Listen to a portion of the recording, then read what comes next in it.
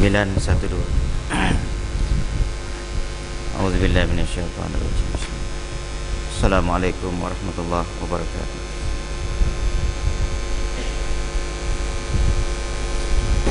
Semalam kita telah dengar cerita tentang malaikat yang menjaga langit dengan malaikat yang jaga diri kita.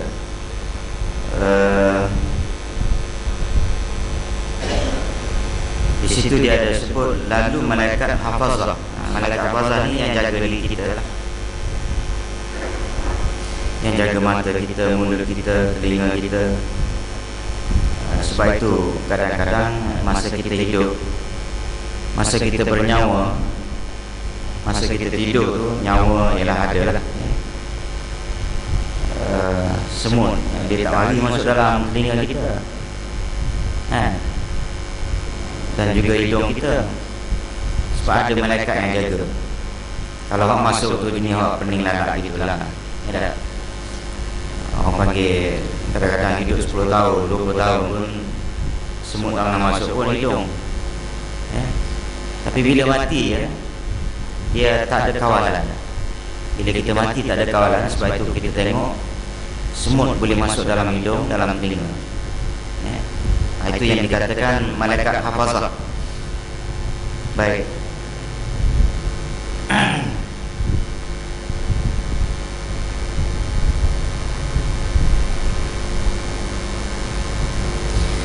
Kemudian naiklah malaikat membawa amal hamba yang berhias dengan sedekah dan sembahyang, sehingga kagum malaikat hafazah. Malaikat jaga kita dia lah, yang nak bawa amalan kita naik ke langit. Dan ketika sampai ke langit ketiga, tiba-tiba malaikat berkata, berhentilah, dan lemparkan amal itu ke muka orangnya, dan katakan Allah tidak mengampunkan baginya. Saya bahagian sombong. Malaikat awak duduk dekat atas ni, bahagian langit yang ketiga ni, kata aku ni jaga bahagian bab sombong ni, aku jaga.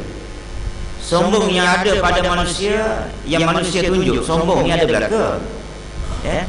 Kita kena ingat, sombong, marah ni semua Tuhan bagi belaka kat kita. Cuma Tuhan minta kita tunjuk sombong kita, marah kita tu masa bila. Marah kita tu biar tentu anak kita buat benda yang derhaka, marah, kan? Ataupun ada orang lain buat benda yang tak elok depan kita ke, ataupun pukul bini kita ke, ataupun buat tak elok pada anak isteri kita, kita marah, kan? Jangan duk marah tak tentu pasal, kan? Nak tunjuk bengkel kita, orang lain bengkel juga, kan? Macam saya cerita lah, ada satu orang budak Samseng, kan? Samseng, semua orang kampung takut kat dia. Dan saya, tapi nak mujurnya dia, kalau saya balik jalan tu, dia dipanggil, dia hello. Kalau dia nampak kereta saya, dia hello. Kadang-kadang kawan kita, ada kawan balik jalan tu, dia hello. Jadi oleh kerana dah nampak dia okey dengan saya pun kadang-kadang cakap juga dengan dia, kan? Kita ni kadang-kadang tunjuk Samseng, orang lain semua Tuhan bagi belaka Samseng, cuma tak tunjuk je. Bukan tak tunjuk, dia panggil tak guna. Pandai guna, jangan semua tempat kita tunjuk Samseng kita, ya. Baik, maknanya satu ketika, walaupun orang kampung takut kat dia, budak-budak muda takut kat dia, orang tua ni dia tak takut, cuma jenis malam cara dengan budak dalam Samseng, tak. Satu kali entah macam mana dengan satu orang budak yang senyap dia kat kampung. Budak senyap, tak tahu macam mana dia buat, saya tak tahu kes, cuma tahu-tahu dia duduk dalam longkang atau campak dalam longkang. Budak yang campak dia budak senyap. Jadi sekali boleh jadi, cuma saya boleh tanya tu, dia ada sedikit lah dia menghina ayah budak tu. Last sekali lari sikit, budak tu campak di dalam longkang. Lepas tu saya difahamkan dengan ceritanya, dia berubah jadi baik. Dan sekarang pun dah pakai kata ayah. Ni ada tattoo ni. Dia cakap saya, doktor, kalau doktor ada apa masalah ke China, India nak buat apa-apa kat doktor, beritahu saya. Samseng dia. Memang China pun takut, saya tahu, ya. Sebab saya kan terlibat dengan politik sikit dia, jadi bila sebut politik ni, dia dululah, 2 tahun yang lepas sekarang saya dah terlibat lah, mana dah tak boleh ulang alik dah. Badan tak tahan. Jadi bila kita balik tu ialah bila politik ni ada yang musuh kita. Walaupun di Samsing dia suka, dia tolong Islam. Di Samsing sembahyang memang dah. Tapi dia kata saya support Islam. Dia cakap direct. Jadi tapi akhir sekali dihumban dalam longkang. Ini nak ceritanya sombong. Baik, malaikat ni dia jaga bahagian sombong. Dia kata tak apalah, kamu malaikat Al-Fazal bawa sembahyang kemudian sedekah orang ni, kamu rasa kamu ialah kamu tengok di sedekah kamu cantik kan. Jadi kamu cantik-cantik bawa naik ke langit. Kamu rasa bangga dengan sembahyang dan juga sedekah dia. Tapi aku ni pula Tuhan dah tugaskan aku untuk aku cek hati dia ada ke tidak sombong. Takabur dia ada tidak. Allah Ta'ala dia kata Allah Ta'ala dia marah kepada orang yang tunjuk sifat sombong dia melampau. Nak tunjuk sifat sombong ni boleh kepada orang yang sombong juga. Tetapi kepada orang lain nak tunjuk sombong ke debel ke Samsing ke tak boleh. Tuhan marah. Sebab Allah Ta'ala kata itu pakaian aku, izar. Itu pakaian aku, jangan pakai pakaian aku. Kalau pakai juga aku haramkan kamu masuk dalam surga. Itu Jadi sebab itu sombong ni buang. Bukan buang maknanya jangan pakai. Bila Allah Ta'ala kata pakai itu maknanya sombong tu ada dalam diri kita. Cuma kita kontrol guna bila perlu. Macam polis ada pistol. Orang kadang-kadang lawan dia, tengking dia, kabur dia buat last kali dia tahan pusing kiri kanan. Tapi kalau orang keluar pistol nak tembak dia keluar lah. Kita dah macam tu. Jangan bila tengking sikit keluar pistol tembak. Tak kena. Baik. Dan tiap orang yang beramal tetapi menyombong orang di majlis-majlis mereka, maka Tuhan telah menyuruh aku tidak boleh melepas amal orang itu melebihi daripada aku kepada yang lain. Baik. Jadi malaikat yang jaga sombong ni kata orang yang beramal lepas tu dia ada sombong dia tu dengan orang lain, bukan sombong dia seorang, sombong kita tunjuk orang lain. Sombong tu dia jadi bila tunjuk orang lain. Bila dia tunjuk orang lain dalam majlis ke dan ialah maknanya dengan kawan-kawan ke, maka pada masa itu dia kata dia tidak boleh melepaskan amalan dia itu sampai ke langit yang keempat, kelima, keenam, ketujuh. Aku bahagian langit yang ketiga aku jaga, bahagian sombong. Jadi dengan sebab itu walaupun dia sedekah banyak, kemudian sembahyang banyak, tetapi perangai sombong dia itu ada, maka tak boleh. Sebab itu tuan-tuan, ialah kita kadang-kadang baik, alhamdulillah, mari suruh masjid. Cerita ni sebenarnya, cerita nak suruh kita ni jaga amalan kita. Kita akan baca yang jaga yang keempat, yang kelima, yang keenam, ketujuh. Rumusan di akhir sekali, maknanya apa dia? Dia kata dia tak sebut cuma kita perlu rumuskan bahawasanya tujuan cerita ni ialah supaya kita ni jaga kita punya amalan kita dari sudut kualiti dia, dari sudut niat dia. Niat kena jaga. Ya kadang-kadang jaga-jaga terlepas. Tak apa, asalkan kita jaga. Macam jaga lembu kan. Bila jaga lembu buat kandang, kadang-kadang terlepas. Bila terlepas kita pergi cari, bawa balik kandang balik. Kita nak lagu tu. Kita dengan amal ibadat kita. Kadang-kadang boleh jadi kita mari masjid suruhnya riak, nak tunjuk orang. Tak apa, kita dah belajar dah. Esok lusa kita kontrol, jadi elok balik. Kalau kita tanamnya apa dia? Lembu ni duduk luar sama, merosakkan tanaman orang.